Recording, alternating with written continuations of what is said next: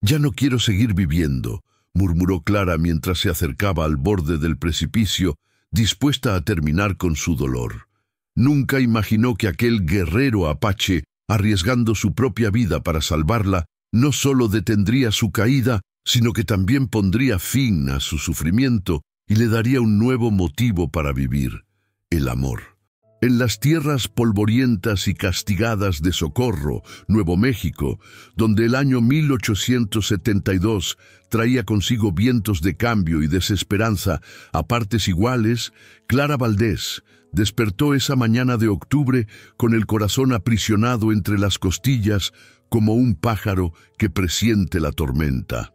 A los 24 años, su sangre mestiza la había convertido en una extraña en su propia tierra.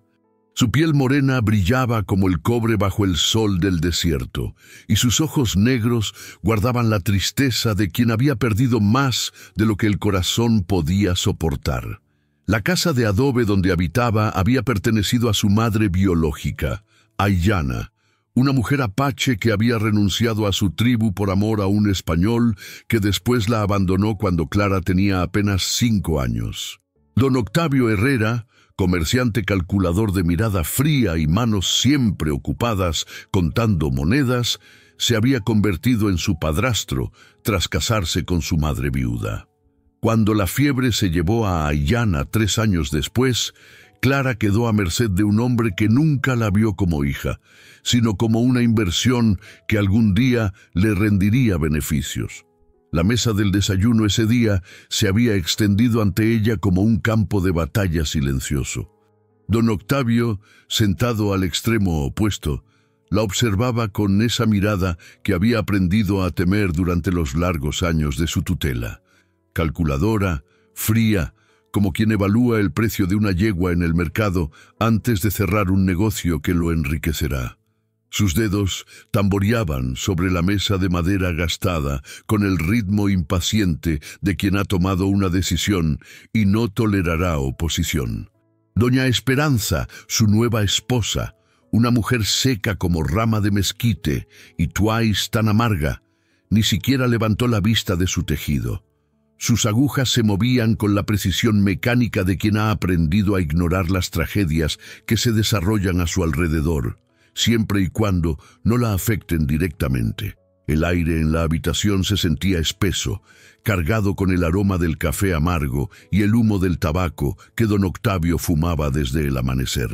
Clara podía sentir cómo el sudor comenzaba a formar gotas pequeñas en su frente, no por el calor que ya comenzaba a filtrarse por las ventanas abiertas, sino por la tensión que emanaba de su padrastro como calor de una fragua. «Hoy vendrá don Roberto Salinas a conocerte», anunció don Octavio, cortando el silencio matutino como navaja recién afilada. Su voz tenía esa calidad que Clara había aprendido a asociar con anuncios que cambiarían su vida sin consultarla jamás. «Es viudo, próspero, y está dispuesto a darte su nombre a pesar de...» Hizo una pausa calculada, saboreando el momento como quien disfruta de infligir dolor lentamente. «Tus antecedentes». Clara sintió que el mundo se inclinaba peligrosamente, como si la habitación familiar hubiera comenzado a deslizarse hacia un abismo que se abría bajo sus pies. Don Roberto Salinas era conocido en todo Socorro no solo por su brutalidad, sino por la forma meticulosa con que destruía todo lo que tocaba. Su primera esposa, una muchacha dulce de apenas 18 años, había muerto en circunstancias que las autoridades se habían apresurado a catalogar como accidente doméstico. Pero los rumores susurraban historias más oscuras, golpes que comenzaron como disciplina y escalaron hasta convertirse en algo mucho más siniestro, gritos en la noche que los vecinos fingían no escuchar, y finalmente, silencio. Un silencio permanente que había envuelto la hacienda Salinas como sudario. Las manos de Clara comenzaron a temblar involuntariamente, derramando algunas gotas del café que había estado fingiendo beber. El líquido caliente se esparció sobre el mantel bordado que había pertenecido a su madre, creando una mancha oscura que parecía extenderse como una profecía de desgracia. «No me casaré con él». Las palabras salieron de sus labios antes de que pudiera detenerlas. Apenas un susurro al principio, pero ganando fuerza con cada sílaba, hasta convertirse en una declaración que resonó en la habitación con la fuerza de una bofetada. La determinación en su propia voz la sorprendió tanto como el hecho de que hubiera encontrado el coraje para hablar en absoluto.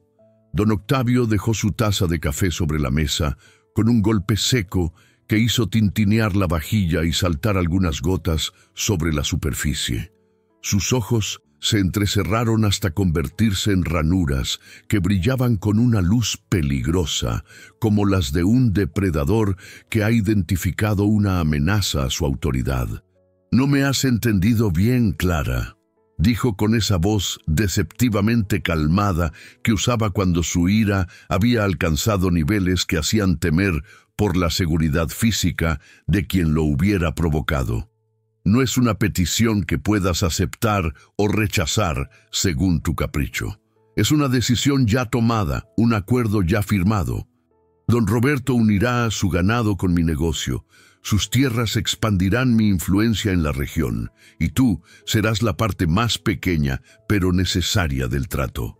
Soy una persona, no mercancía», replicó Clara, su voz temblando pero creciendo en firmeza con cada palabra. Por primera vez en años, sintió que algo dentro de ella se enderezaba, como un árbol joven que encuentra la fuerza para resistir una tormenta. La risa de don Octavio resonó en la habitación como el gruñido de un animal acorralado que revela sus colmillos. Era un sonido sin humor, cargado de desprecio y de la satisfacción cruel de quien está a punto de infligir una lección que considera necesaria. «Eres una mestiza sin dote, sin familia respetable que respalde tu nombre, sin otro futuro que el que yo, en mi generosidad, te proporcione. Deberías agradecer de rodillas que alguien de la posición de don Roberto esté dispuesto a tomarte como esposa, a pesar de la sangre india que corre por tus venas y que todos en este pueblo pueden ver cuando te miran». Las palabras cayeron sobre Clara como puñetazos, cada una diseñada para herirla en los lugares donde sabía que era más vulnerable. Pero en lugar de encogerse como había hecho tantas veces antes, sintió que algo diferente crecía en su interior. Una rabia limpia y poderosa que quemaba más brillante que el miedo. Esa tarde, cuando el calor del desierto se volvía insoportable y las sombras comenzaban a alargarse como dedos oscuros sobre la tierra reseca, Clara tomó la decisión que cambiaría su destino para siempre. En una bolsa de cuero gastado guardó lo único valioso que poseía, un diario donde escribía versos que nadie había leído jamás, un poco de harina, agua en una cantimplora de barro y el collar de cuentas apache que había pertenecido a su madre.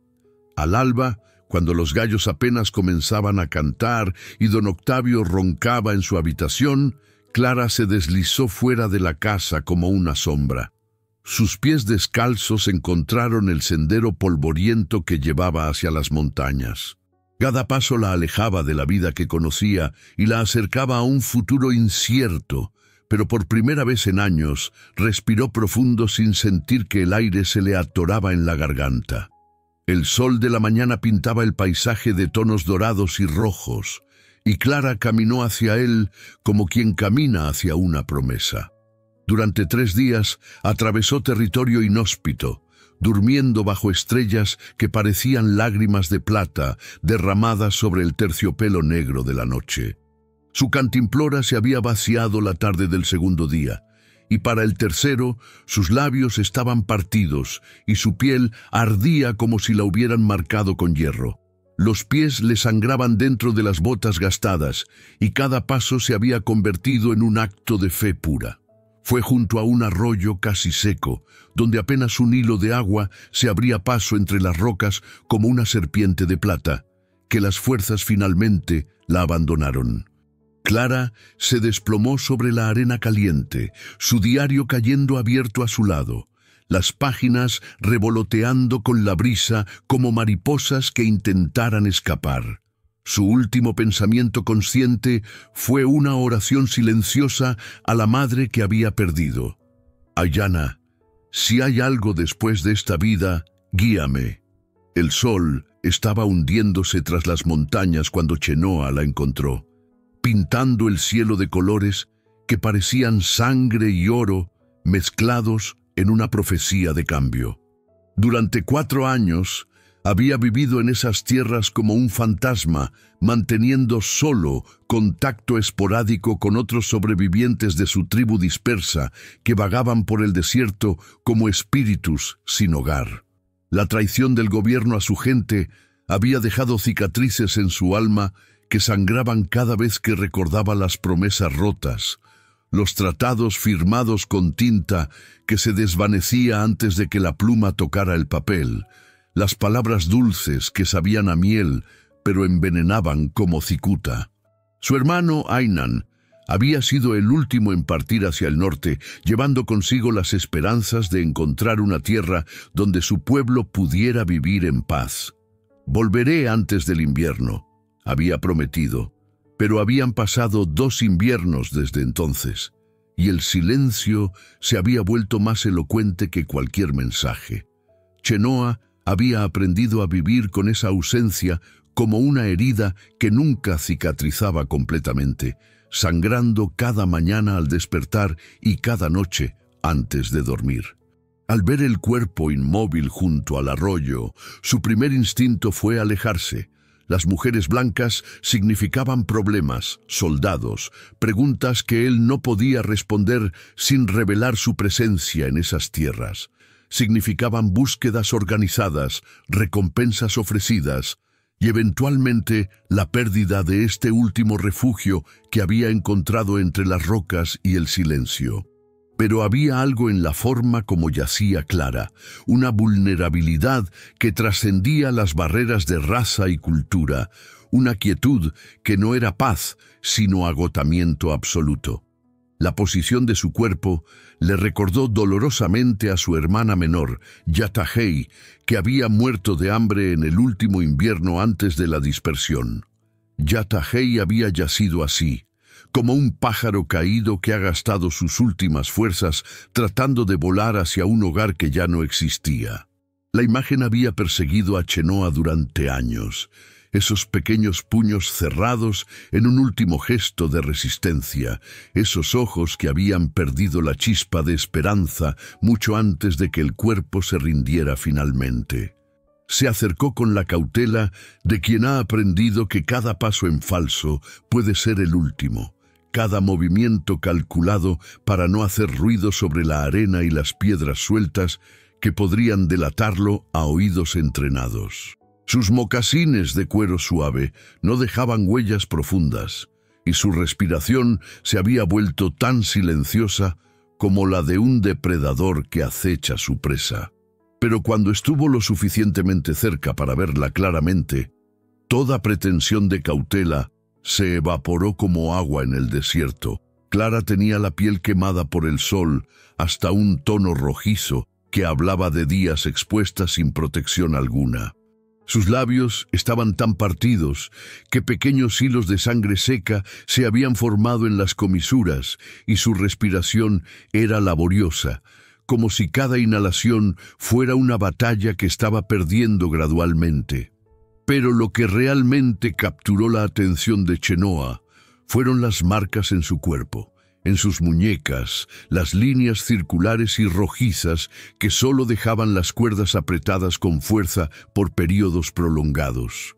En su cuello, hematomas que tenían la forma inconfundible de dedos humanos, como si alguien hubiera tratado de estrangularla y hubiera desistido solo cuando ella había dejado de resistirse.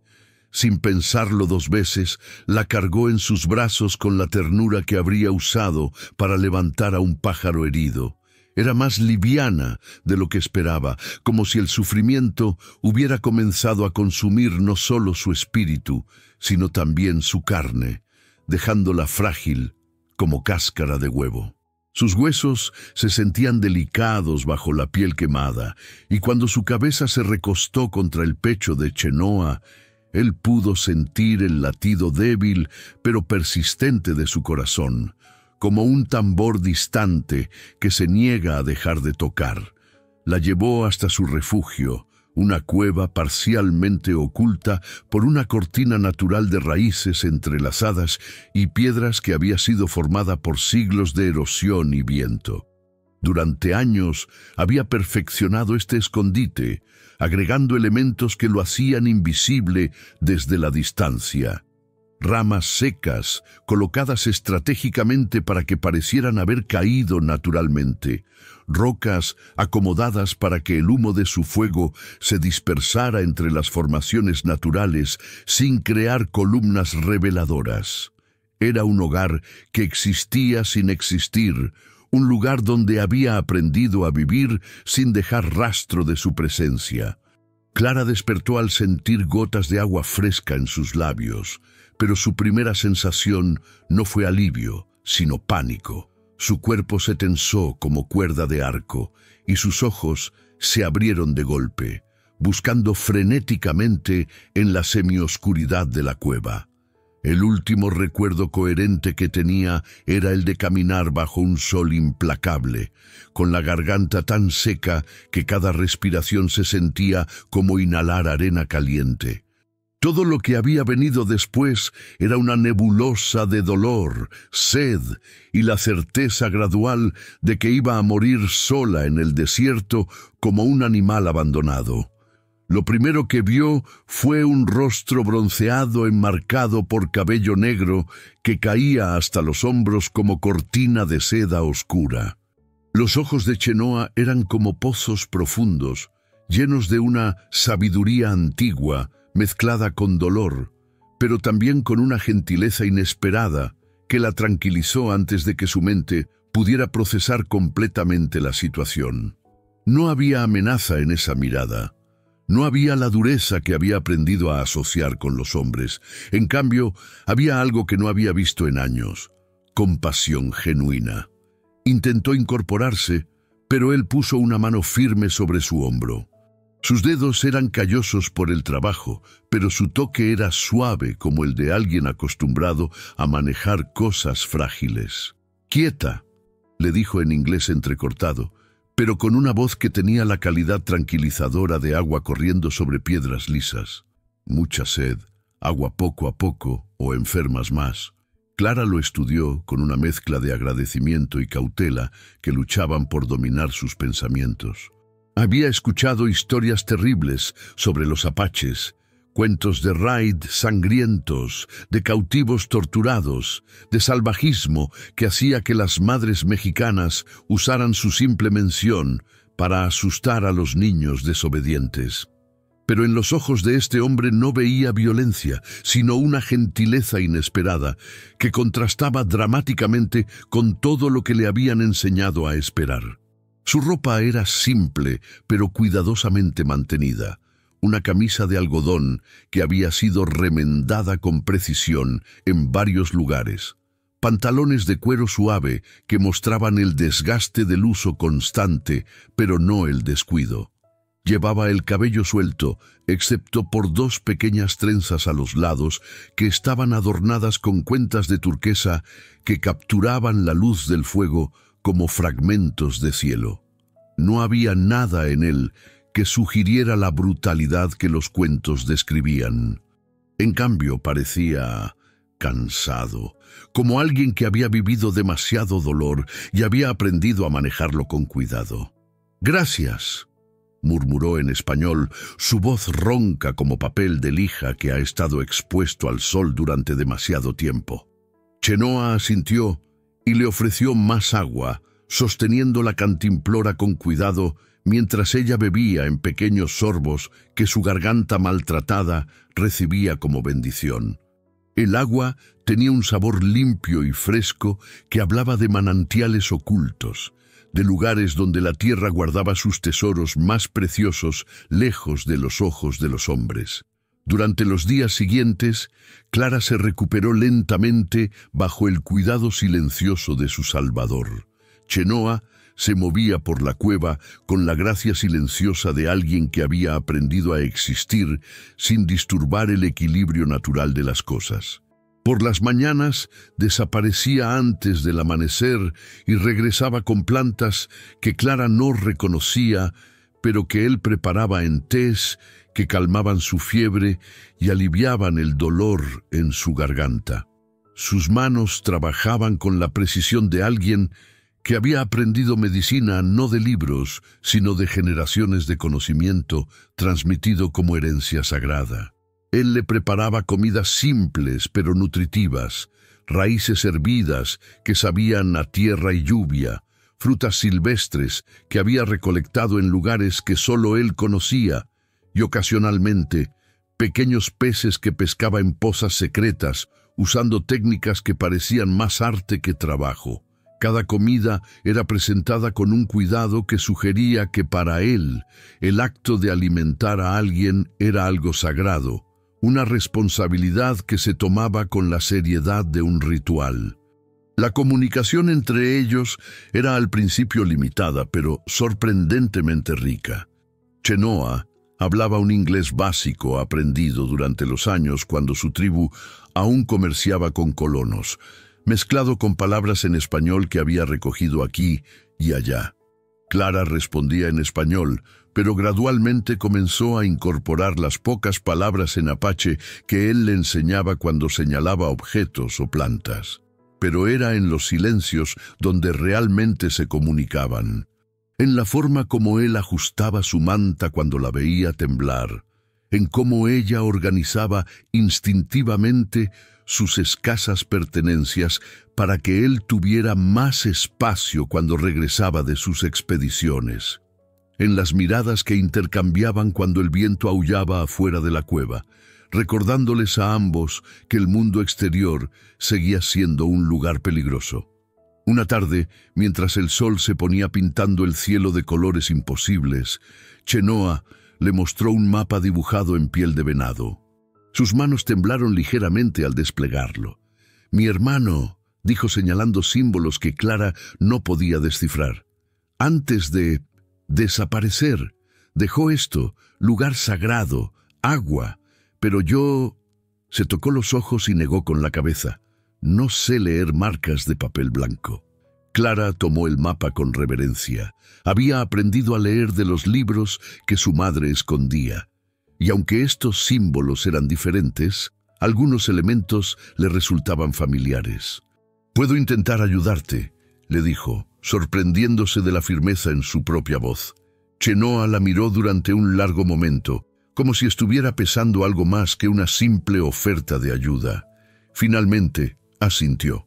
«Juntos», dijo simplemente.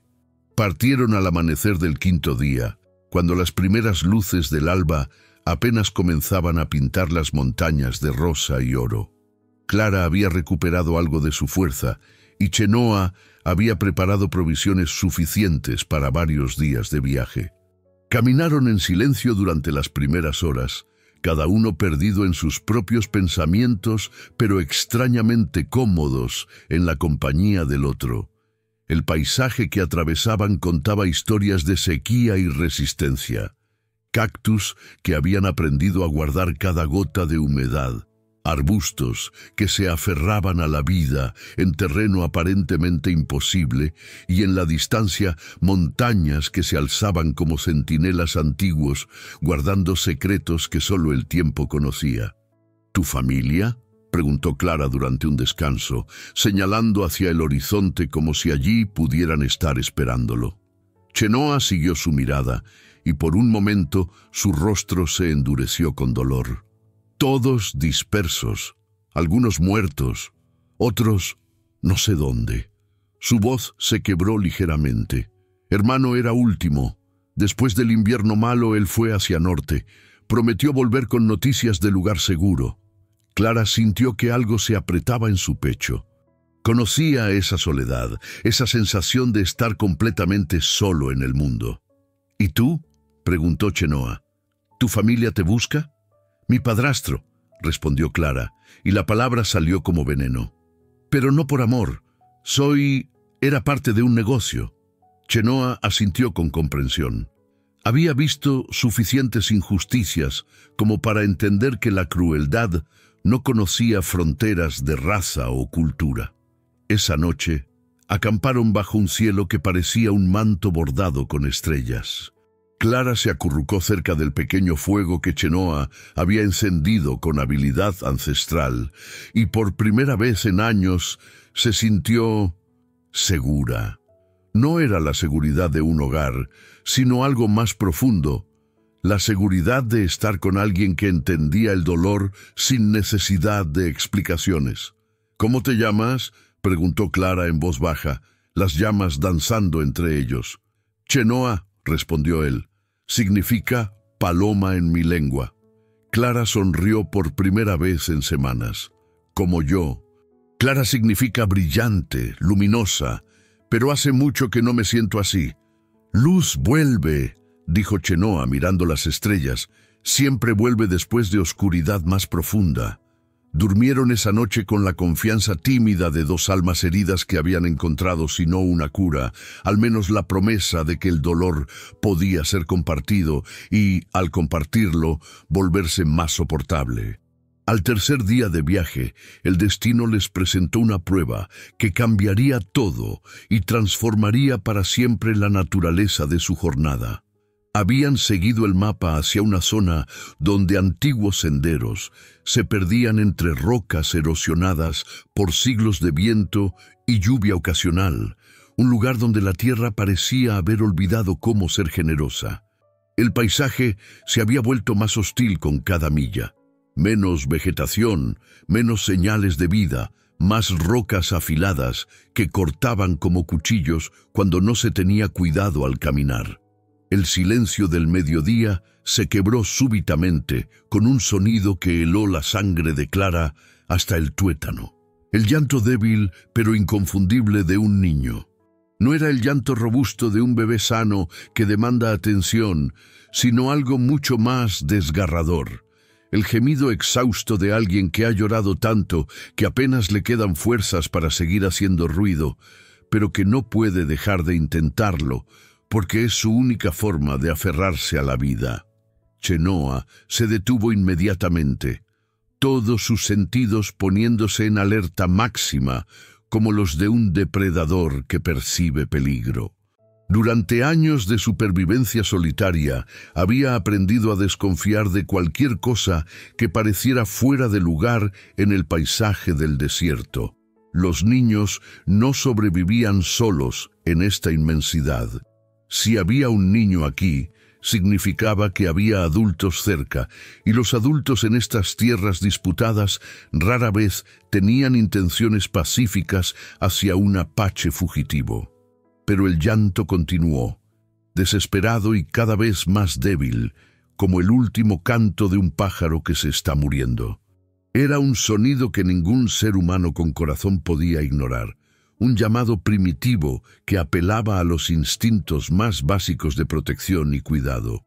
«¿Oyes eso?», susurró Clara, aunque era una pregunta innecesaria. Era imposible no escucharlo. Chenoa asintió grimly, sus ojos escaneando el horizonte en busca de cualquier señal de movimiento o peligro.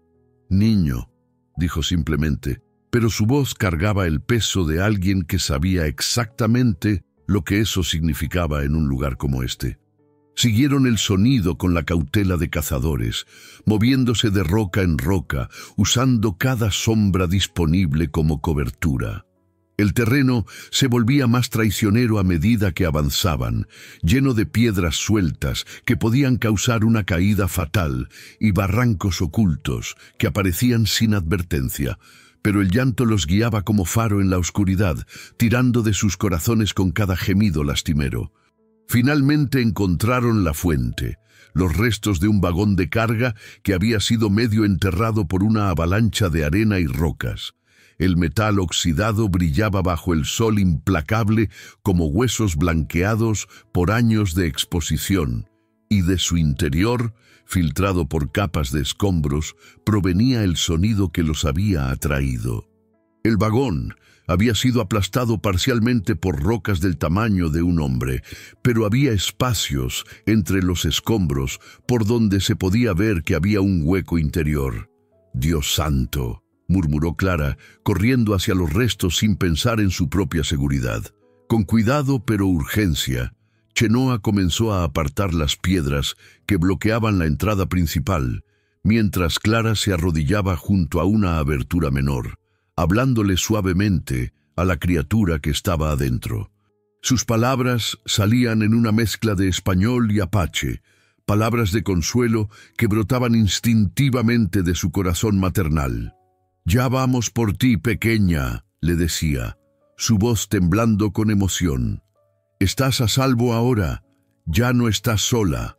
El trabajo de remoción era agotador bajo el sol del mediodía. Las rocas eran pesadas y estaban calientes como hierros de marcar, quemando las manos a través de la piel curtida. Pero gradualmente fueron creando una abertura lo suficientemente grande como para que una persona pudiera pasar. Lo que encontraron dentro les rompió el corazón en pedazos que tardarían años en volver a unirse. Una niña de no más de 6 años, tan sucia que era difícil determinar el color original de su piel o su ropa.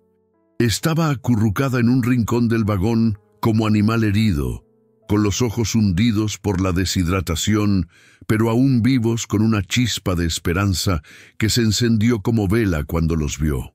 Sus labios estaban partidos y sangrantes, sus mejillas hundidas de hambre, y cuando trató de moverse hacia ellos, se pudo ver que apenas tenía fuerzas para levantar los brazos.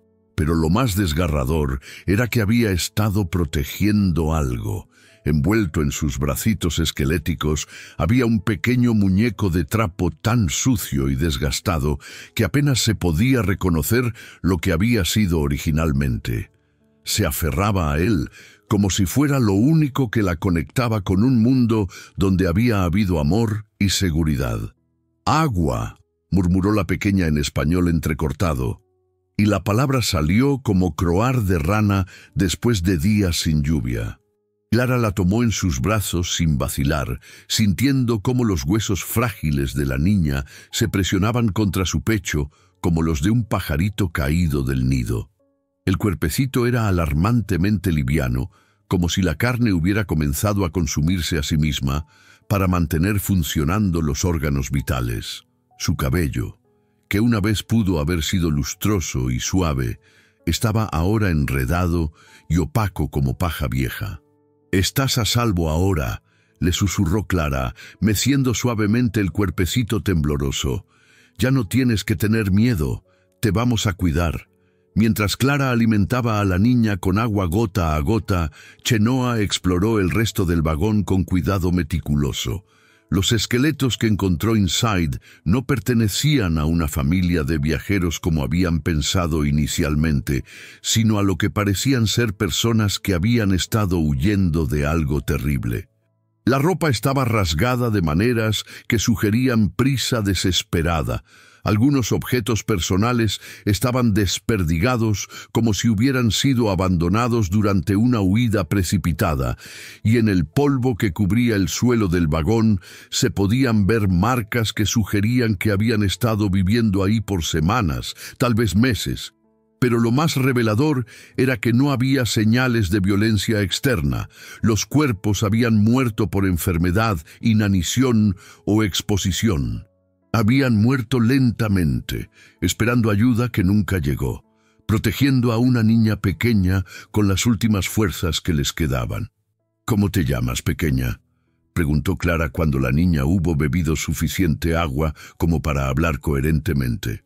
«Naya», susurró la pequeña, su voz apenas audible como susurro de viento entre las hojas secas. «Mi mamá se enfermó. Estuvimos aquí mucho tiempo. Ella no despertó más». Clara sintió lágrimas quemándole los ojos como ácido. La imagen mental de una madre muriendo lentamente mientras trataba de mantener viva a su hija en este vagón convertido en tumba era más de lo que su corazón podía procesar sin quebrarse. «¿De dónde venían?», preguntó con voz cuidadosamente controlada. «¿De un lugar malo?», respondió Naya, acurrucándose más contra el pecho de Clara, como si tratara de esconderse dentro de ella.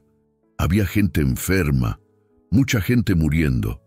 Los hombres con uniformes no dejaban que nadie saliera, pero mamá dijo que íbamos a morir si nos quedábamos. Corrimos por la noche cuando los guardias estaban dormidos. Chenoa y Clara intercambiaron miradas significativas. Habían escuchado rumores de una epidemia que las autoridades intentaban ocultar para evitar pánico y pérdidas económicas. Poblaciones enteras de nativos habían sido abandonadas a su suerte, sin medicinas ni ayuda, mientras los funcionarios negaban públicamente la existencia de cualquier enfermedad. «No podemos dejarla», dijo Clara, y no era una pregunta. Chenoa estudió a la niña, luego a Clara y finalmente asintió. «No», coincidió, «no podemos». Esa decisión cambió la naturaleza de su viaje. Ya no eran dos adultos en busca de un lugar mítico señalado en un mapa antiguo.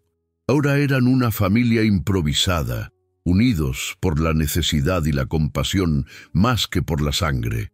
Naya se recuperó lentamente bajo el cuidado conjunto de Clara y Chenoa.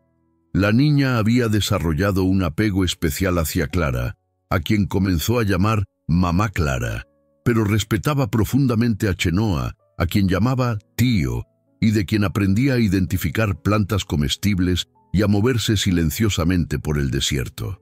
Pero el pasado no tardó en alcanzarlos, como buitre que olfatea la carroña desde kilómetros de distancia. Don Octavio había esparcido carteles de recompensa por toda la región, ofreciendo una suma considerable que representaba más dinero del que la mayoría de los trabajadores podían ganar en 2 años de labor constante.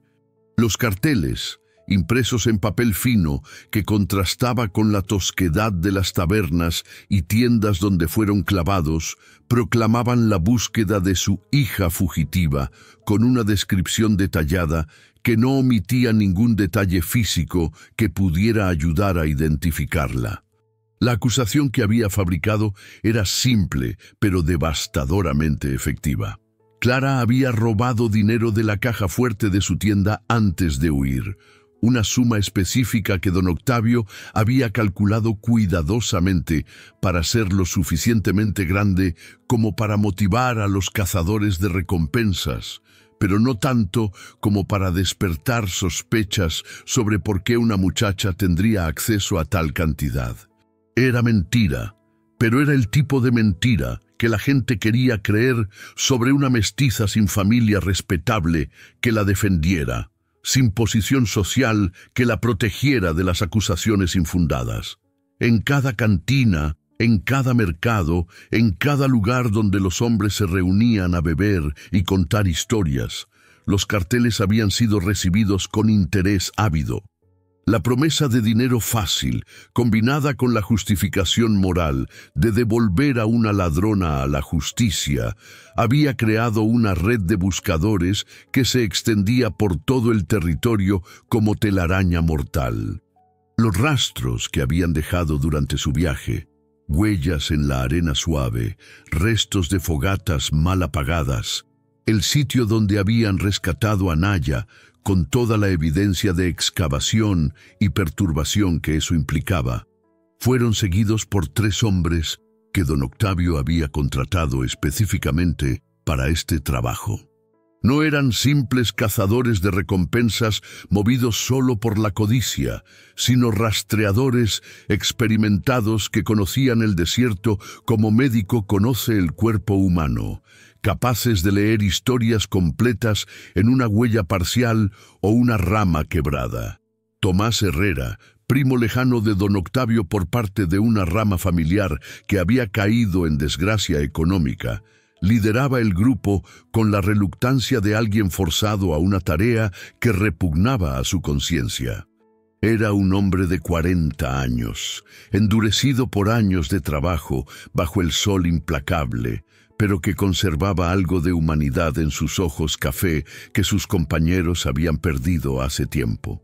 Las líneas alrededor de esos ojos hablaban de un hombre que había visto demasiado sufrimiento y que había comenzado a cuestionarse las justificaciones que una vez había aceptado sin pensar. A diferencia de los otros dos, que veían en Clara solo una oportunidad de ganar dinero fácil y un descanso temporal de sus vidas precarias, Tomás había conocido a la madre de Clara. Recordaba a Aiyana antes de que el dolor y la desesperación la consumieran, cuando aún tenía esa gracia natural que hacía que las flores parecieran florecer más brillantes cuando ella caminaba entre ellas. Recordaba cómo esa mujer gentil había sido gradualmente moldeada por las circunstancias hasta convertirse en una sombra de sí misma, y la forma como había muerto, lentamente, tristemente, sin haber conocido jamás la felicidad verdadera, lo había perseguido durante años.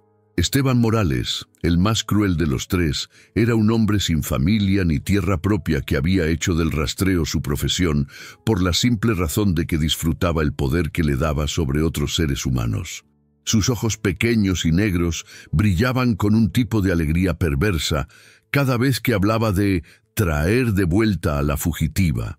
Y Clara había aparecido en sus sueños no como persona, sino como objeto, como trofeo que demostraría su habilidad y le llenaría los bolsillos. «Ahí están», murmuró Esteban la tarde del 10º día de búsqueda, señalando hacia una columna de humo delgada que se alzaba en la distancia como línea de lápiz contra el cielo rosado del atardecer. Su voz tenía la satisfacción de cazador que finalmente ha encontrado a su presa después de una persecución larga y frustrante. El apache está haciendo fuego. Los tenemos. Tomás estudió el paisaje con ojos entrenados por años de leer el desierto como libro abierto. La columna de humo era delgada y se dispersaba rápidamente, señal de alguien que sabía cómo hacer fuego sin llamar atención. Pero más importante, había algo en el patrón del humo que sugería domesticidad. No era el fuego ocasional de viajeros de paso, sino algo más permanente, más cuidadoso. «Son 3 ahora», observó, ajustando su sombrero contra el sol que aún quemaba aunque comenzara a descender. «Hay una niña con ellos». «Mejor», gruñó Manuel Vega, el tercero del grupo, un hombre bajito y fornido, cuyas manos siempre parecían estar sucias, sin importar cuánto tiempo pasara desde su último trabajo. Sus dientes amarillos brillaron en una sonrisa que no tenía nada de humor, cuando agregó: «Niña valdrá dinero extra en el mercado de esclavos de Chihuahua. Conozco compradores que pagan bien por mercancía joven». Tomás sintió que algo se revolvía en su estómago, como serpiente venenosa que despierta. La idea de vender a una niña, cualquier niña, lo llenaba de una náusea que tenía raíces morales profundas. Pero también sabía que no tenía opción real en este asunto.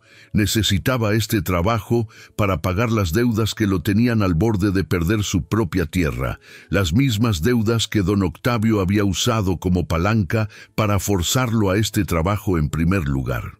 El sistema era perfecto en su crueldad. Usar la desesperación de un hombre para obligarlo a perpetuar la desesperación de otros, creando una cadena de sufrimiento que se alimentaba a sí misma con la eficiencia de una máquina diseñada en el infierno. Esa noche acamparon a 1,5 kilómetros del lugar donde habían visto el humo, lo suficientemente cerca para vigilar, pero no tanto como para ser detectados.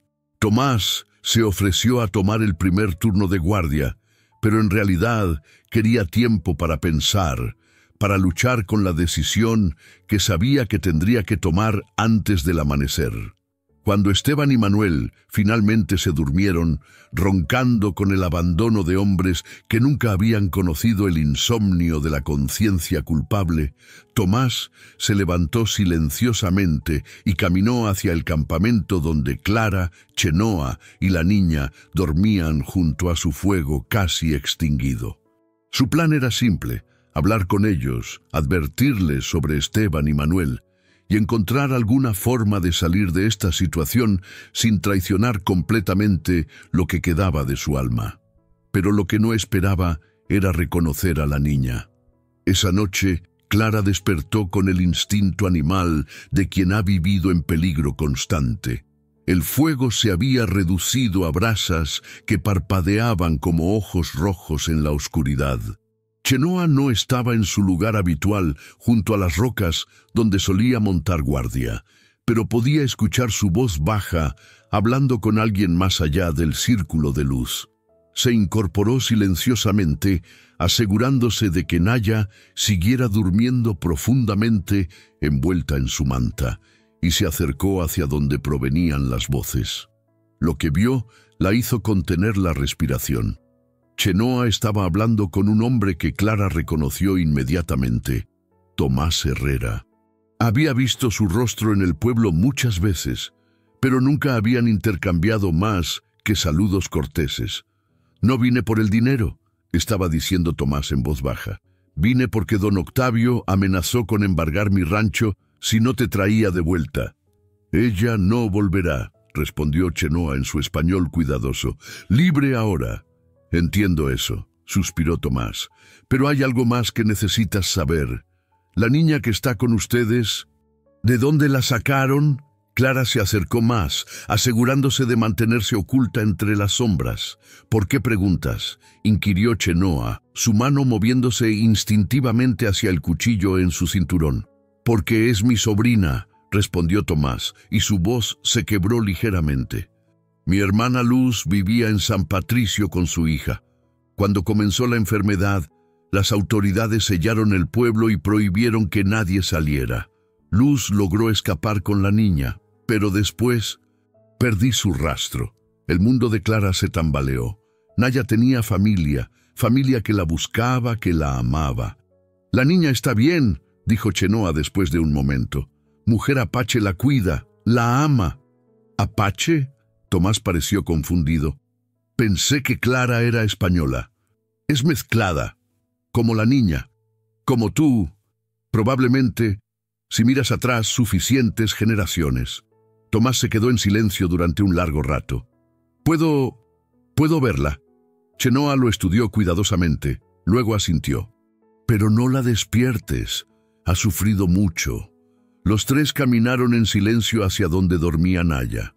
A la luz tenue de las brasas, Clara pudo ver cómo el rostro de Tomás se suavizaba al reconocer los rasgos familiares en la carita dormida de la niña.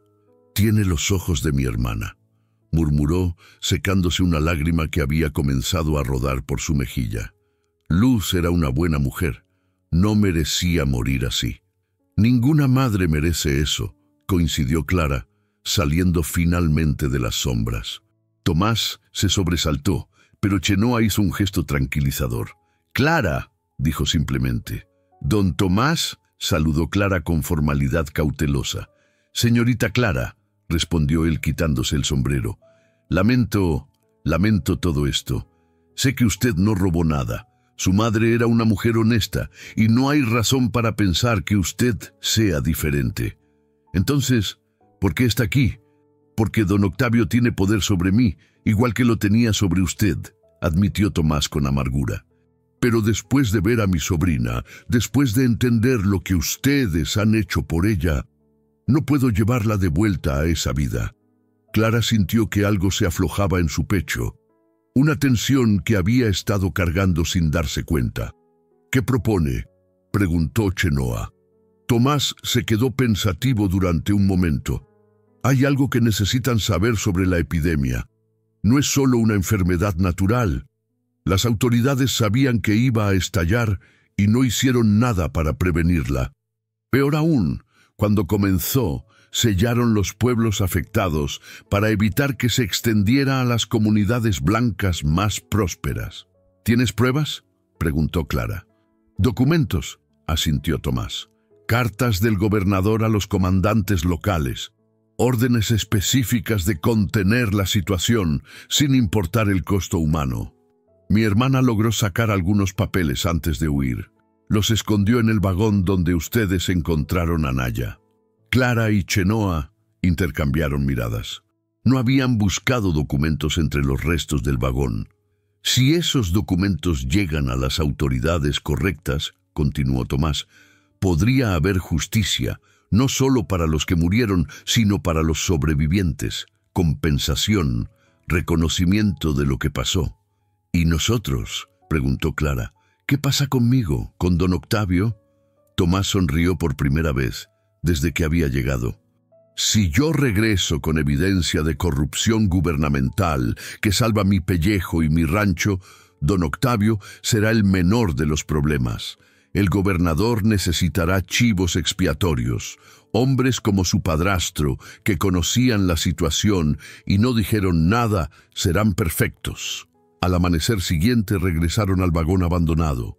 Esta vez, con Tomás ayudándolos, removieron completamente los escombros y encontraron lo que habían pasado por alto en su primera visita. Una bolsa de cuero enterrada bajo un montón de ropa, conteniendo no solo documentos oficiales, sino también un diario personal de Luz, donde detallaba día a día la progresión de la epidemia y las acciones de las autoridades. «Esto es suficiente», dijo Tomás después de revisar los papeles. «Con esto puedo ir directamente al juez federal en Santa Fe. Es un hombre honesto que no tiene conexiones con la política local». «¿Cuánto tiempo necesitas?», preguntó Clara. «2 semanas, tal vez 3. Mientras tanto, ustedes necesitan mantenerse ocultos. Don Octavio no se rendirá fácilmente, y cuando se dé cuenta de que no regreso con ustedes, enviará más hombres». Chenoa señaló hacia las montañas más altas. «Conozco el lugar, agua, cuevas, difícil de encontrar para quien no conoce el camino». «Perfecto». Tomás se volvió hacia Clara. «Señorita, cuando esto termine, usted será libre. Más que libre, será una heroína. La mujer que ayudó a exponer una de las mayores injusticias en la historia de este territorio». Clara sintió que las rodillas se le debilitaban. Después de años de vivir como prisionera, la idea de la libertad verdadera parecía demasiado grande para caber en su mente. «¿Y Naya?», preguntó.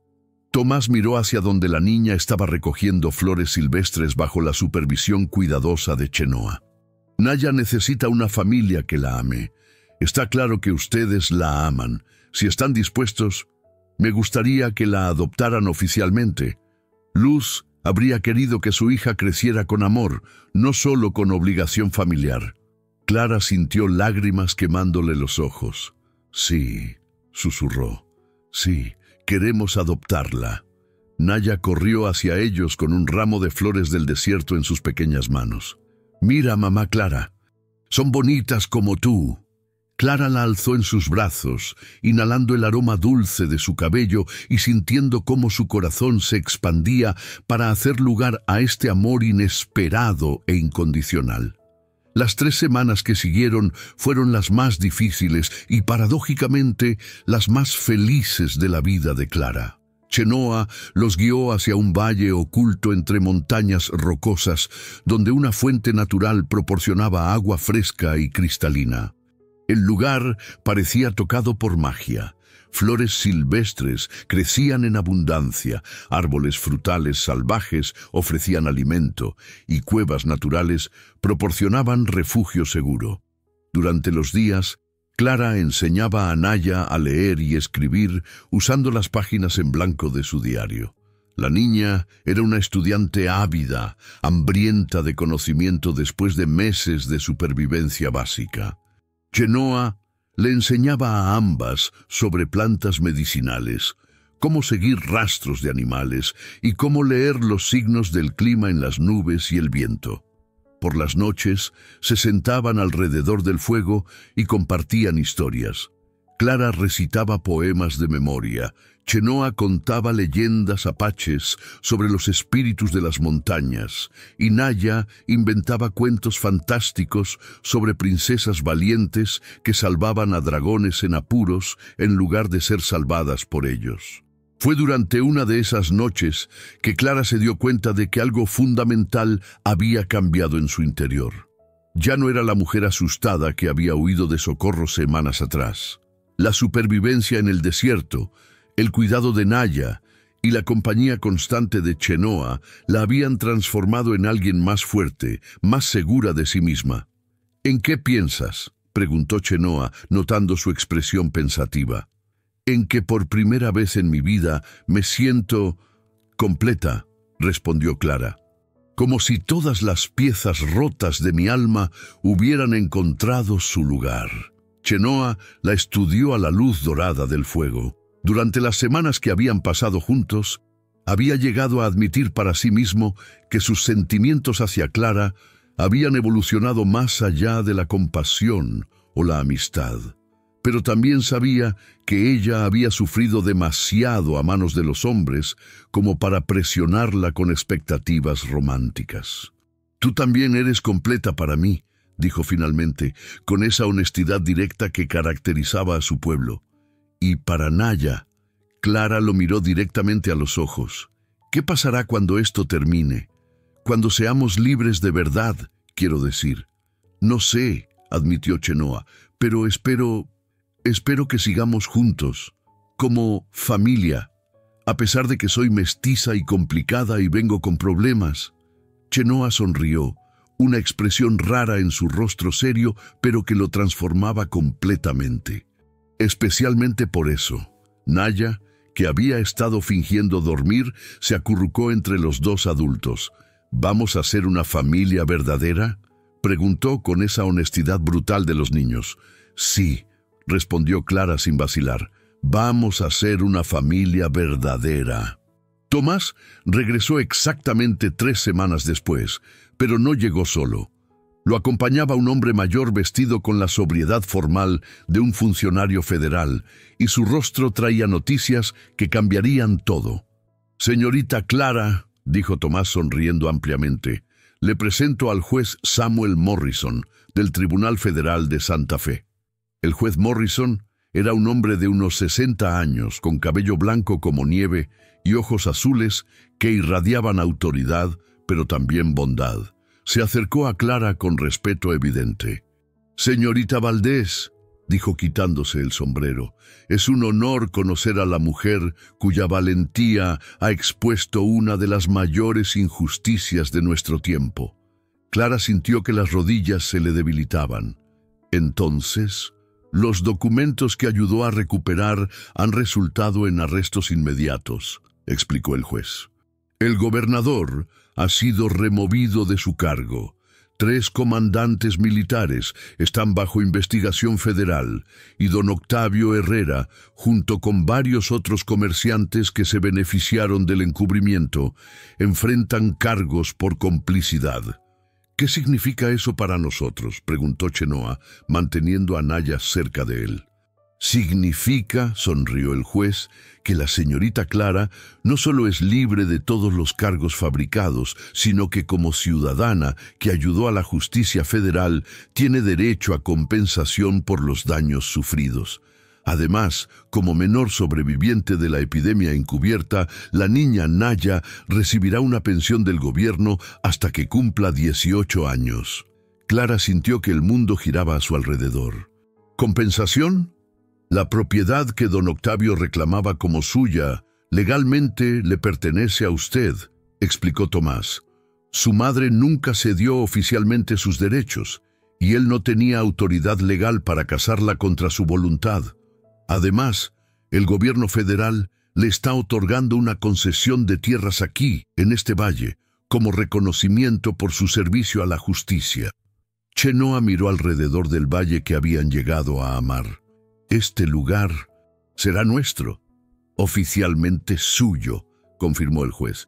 «Título de propiedad registrado a nombre de Clara Valdés. Y... ¿puedo preguntar su nombre completo, señor?» «Chenoa Amachi», respondió el apache con dignidad. «Chenoa Amachi», repitió el juez, escribiendo en un documento oficial. «¿Como esposo de la señorita Valdés?» Clara y Chenoa se miraron. No habían discutido matrimonio formal, pero en sus corazones ya eran familia. «Sí», respondió Clara firmemente, «como mi esposo. ¿Y la niña?» «Nuestra hija adoptiva», agregó Chenoa, poniendo su mano protectoramente sobre el hombro de Naya. El juez sonrió. Entonces es mi placer presentarles los documentos de propiedad del Valle de la Esperanza, como se registrará oficialmente a nombre de la familia Amachi Valdés. 6 meses después, el Valle de la Esperanza había florecido como oasis en el desierto. Clara y Chenoa habían construido una casa sólida cerca de la fuente natural, con habitaciones suficientes para ellos, para Naya y para los huéspedes que comenzaron a llegar, otros sobrevivientes de la epidemia, familias mestizas que buscaban un lugar donde las diferencias fueran celebradas en lugar de temidas, niños huérfanos que necesitaban amor y educación. Clara había establecido una escuela donde enseñaba a leer y escribir tanto en español como en inglés, mientras Chenoa compartía conocimientos tradicionales sobre medicina herbal, agricultura sostenible y respeto por la tierra. Naya, ahora de 7 años, había florecido como una flor del desierto, convirtiéndose en traductora natural entre los niños de diferentes culturas que llegaban a la escuela. La comunidad había atraído la atención positiva de reformadores educativos de todo el territorio. Clara había comenzado a escribir no solo poesía, sino también informes detallados sobre métodos de educación intercultural que estaban siendo estudiados en universidades del este. Una tarde de primavera, mientras Clara enseñaba a un grupo de niños en el patio sombreado bajo los árboles, vio acercarse a un visitante inesperado. Don Roberto Salinas, el hombre con quien don Octavio había querido casarla, llegó montado en un caballo magnífico, pero su expresión no era amenazante, sino curiosa. Se acercó con cautela y se quitó el sombrero respetuosamente. «Señora Clara», dijo usando deliberadamente el título marital. «Don Roberto», respondió ella con serenidad, aunque todos sus instintos se pusieron alerta. «Vine para disculparme», dijo el hombre, sorprendiéndola completamente. «Cuando don Octavio me propuso matrimonio con usted, yo sabía que usted no estaba de acuerdo, pero necesitaba la tierra que él ofrecía para salvar mi hacienda». Clara estudió su rostro y vio vergüenza genuina mezclada con respeto. «Ahora», continuó él, «veo lo que ha construido aquí. Veo la mujer extraordinaria que es.